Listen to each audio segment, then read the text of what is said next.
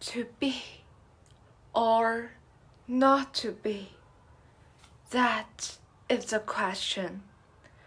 Whether it's nobler in the mind to suffer the slings and arrows of outrageous fortune, or to take arms against the sea of troubles, and by opposing in them to die, to sleep.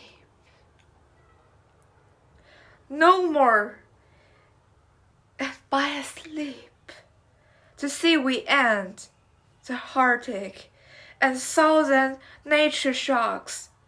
That flesh is heir to.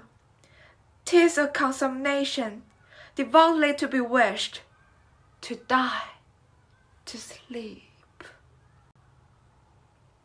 To sleep, perchance to dream. Ay, dear's the rub, for in that sleep of death what dreams may come, when we have shuffled off this mortal coil, must give us pause. Dear's the respect that makes calamity of so long life. Ah! For who would bear the whips and scores of time, the oppressor's wrong, the promise contumely, the pangs of despised love, the lost delay, the desolace of office, and the spurs that patient merit of the unworthy takes, when he himself might quietus make with a bare balking? Who would these fardels bear to grunt and sweat under a weary life? But that the dread of something after death, the undiscovered country from whose bourne no traveler returns, puzzles the will, and make us despair those ills we have, then fly to others that we know not of.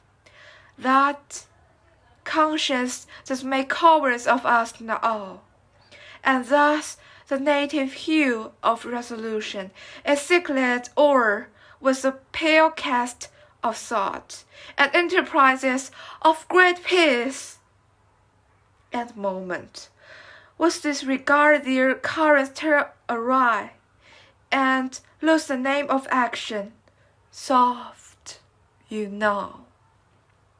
The fear of Ophelia, nymph in thy origin,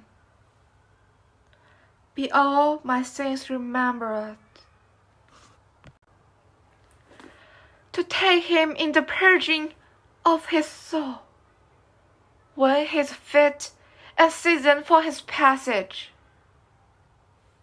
No, up, sword, and now though a more horrid hand, when he is drunk asleep, or he is rich, or in the incestuous pleasure of his bed, at game, a swearing, or about some act that has no relish of salvation in it, then trip him, that his heels may kick at heaven, and that his soul may be as damned and black, and hell, whereto it goes, my mother's days. This physic but prolongs thy sickly days.